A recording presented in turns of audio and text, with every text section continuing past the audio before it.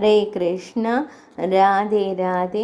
பால்குண மாதம் என்று அழைக்கப்படும் பங்குனி மாதத்தின் 2ஆம் அத்தியாயமான 2ஆம் நாள் கதை இனிதே துவங்குகிறது. இந்த பங்குனி மாதத்தின் முக்கியத்துவம் மற்றும் பகவான் ஸ்ரீ கிருஷ்ணரின் புகழை பாடும் இந்த அழகான கதைகளை தற்போது செவிமடுக்கலாம். இன்றைய கதையினை நாம் தற்போது துவங்கலாம். இந்த கதை பால்குண மாதத்தின் கதை. உலகத்தின் அனைத்து பாதுகாவலர்களான வித்யாதரர்கள், கந்தர்வர்கள் மற்றும் கிண்ணறர்களும் வந்தனர். உலகத்தின் தந்தையான பிரம்மதேவர் சத்தியலோகத்திலிருந்தும் பகவான் ஸ்ரீ மகாவிஷ்ணு வைகுந்தத்திலிருந்தும் அழைக்கப்பட்டார். தேவராஜரான தேவேந்திரன் இந்திராணியுடன், சந்திரமா ரோஹிணியுடன், வருணதேவர் தனது மையல் நாயகியுடன் வந்தனர். குபேரரே தனது புஷ்பக விமானத்தில் வந்தார். காற்று கடவுள் ஒரு மான் மீது சவாரி செய்து வந்தார். நெருப்பு கடவுள் ஒரு ஆட்டின் மீது சவாரி செய்து வந்தார். அவர்கள் அனைவரும் விலை மதிப்பற்ற ஆபரணங்களால் அலங்கரிக்கப்பட்டு பிரகாசித்தனர். அந்த கட்டிடங்களில் தக்ஷன் தனது விருந்தினர்களை அவர்களின் பொருத்தமான தங்குமிடத்திற்கு ஏற்ப தங்க வைத்தார். தக்ஷரின் பிரம்மாண்டமான யாகம் காங்கல் தீர்த்தத்தில் நடைபெற்றது. அவர் ஸ்வஸ்தி மந்திரத்தை ஓதினார். மேலும் அவரது சூரியனை போன்ற தெய்வங்களால் சூழப்பட்ட தக்ஷன் தனது அதிகரித்த முக்கியத்துவத்தால் இன்னும் சிறப்பு மிக்கவராக தோன்றினார். அந்த நேரத்தில் மகரிஷி ததீச்சி தக்ஷனிடம் இவ்வாறு உரையாடத் தொடங்கினார். ரிஷி ததீச்சி கூறினார், பகவானே, நீங்கள் மிகவும் நல்லவராக தெரியவில்லை. அவர் இல்லாமல் சுபம் கூட பாட்டில் இருக்கும்போது அசுபம் கூட உடனடியாக அசுபம் இல்லாதது சுபமாக மாறும். அவர் ஏன் இன்னும் இங்கே தோன்றவில்லை? தக்ஷனே, நீங்கள் இப்போது பகவான் ஸ்ரீ மகாவிஷ்ணு மற்றும் தேவேந்திரனுடன் சென்று உயர்ந்த பகவான் மகேஸ்வரனாரை அழைக்க வேண்டும். அவரது நாமத்தை நினைவு கூர்ந்து உச்சரிப்பதால் அந்த யோகி சங்கரனாரின் இருப்பு இங்கே அனைத்தையும் தூய்மைப்படுத்தும். தாதிஜியின் இந்த வார்த்தைகளை கேட்டு தக்ஷ பிரஜாபதி கோபமடைந்தார். அவர் மிகுந்த பொறுமையுடன் உரையாடினார். அவரது உணர்வுகள் உள்ளுக்குள் கரைப்பட்டிருந்தாலும் அவர் ஒரு புன்னகையுடன் தொடர்ந்தார். எல்லா கடவுள்களுக்கும் மூலாதாரணமாக பகவான் ஸ்ரீ மகாவிஷ்ணு இருக்கிறார். சனாதன தர்மம் யாரிடம் உள்ளது? எல்லா வேதங்களும் யாகங்களும் பல்வேறு நற்பண்புகளும் யாரிடம் உள்ளன? அந்த பகவான் ஸ்ரீ மகாவிஷ்ணு இங்கு வந்துள்ளார். உண்மையான மக்களின் தாத்தாவான பிரம்மதேவரும் வந்துள்ளார். அவருடன் அனைத்து வேதங்கள், உபநிடதங்கள் மற்றும் பல்வேறு ஆகமங்களும் இங்கே உள்ளன. அதேபோல் உங்களை போன்ற பாவமற்ற மகரிஷிகளும் இங்கே இருக்கிறார்கள். யாகத்தை செய்ய தகுதியான, அமைதியான மற்றும் தகுதியான அனைத்து பெரிய ஆத்மாக்களும் ஏற்கனவே தங்கள் சேவைகளை வழங்கியுள்ளனர். நீங்கள் அனைவரும் பெரிய முனிவர்கள். வேதங்களின் வார்த்தைகளிலும் அவற்றின் அர்த்தங்களிலும் நன்கு அறிந்தவர்கள்.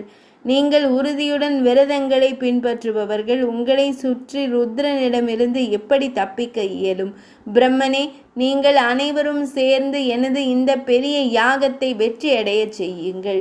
தக்ஷனின் இத்தகைய யாகத்தை கேட்ட பணக்கார ததீச்சி முனிவர், இது புனித சடங்குகளை செய்த அனைத்து பெரிய முனிவர்கள் மற்றும் கடவுள்களின் சமூகத்திற்கு செய்யும் மிகப்பெரிய அநீதி என்றார்.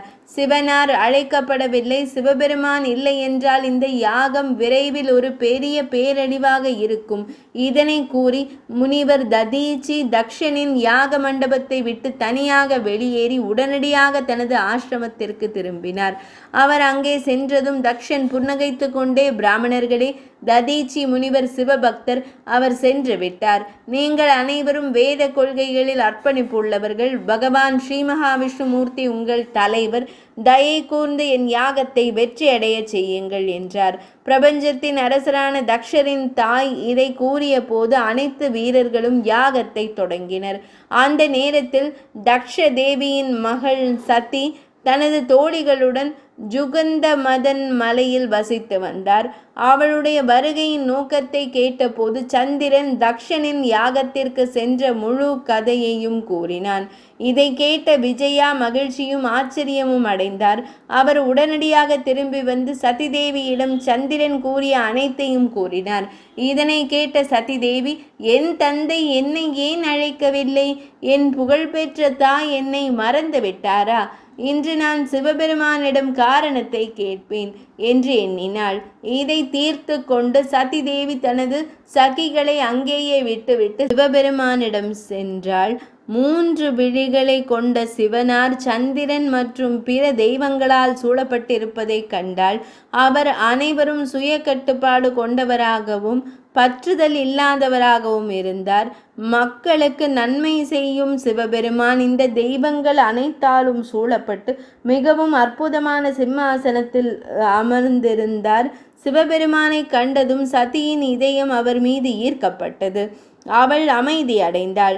விசாகா அவர் அருகில் சென்றாள். மிகுந்த மரியாதையுடனும் பாசத்துடனும் சிவபெருமான் தனது அன்பான வார்த்தைகளால் சதி தேவியை மகிழ்வித்து, அன்பானவளே, இந்த நேரத்தில் இங்கு வந்ததற்கான காரணம் என்ன என்று கேட்டார்.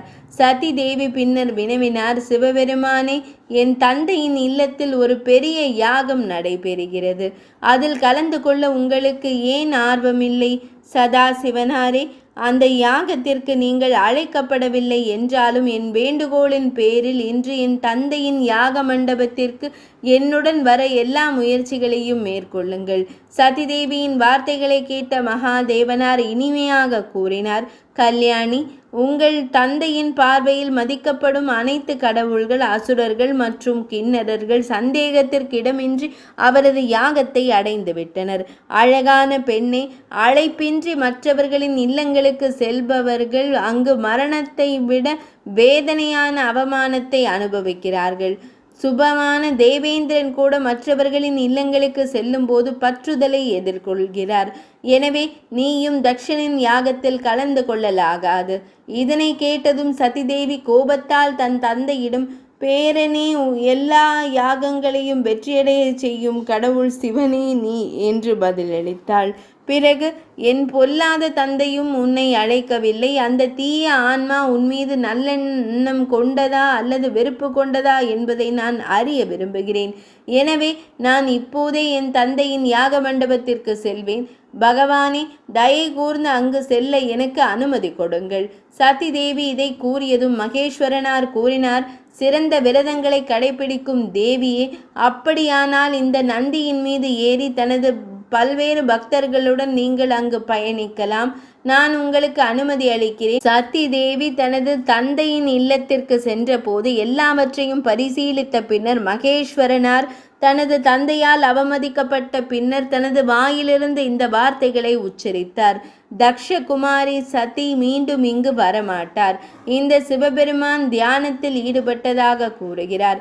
எனவே இது நமது இன்றைய பால்குண மாதத்தின் 2ஆம் நாள் கதையாகும். இதன் தொடர்ச்சியை நாளை 3ஆம் நாள் கதையாக செவிமடுக்கலாம். இன்றைய பால்குண மாதம் என்றழைக்கப்படும் பங்குனி மாதத்தின் 2ஆம் அத்தியாயமான 2ஆம் நாள் கதை இனிதே நிறைவடைந்தது.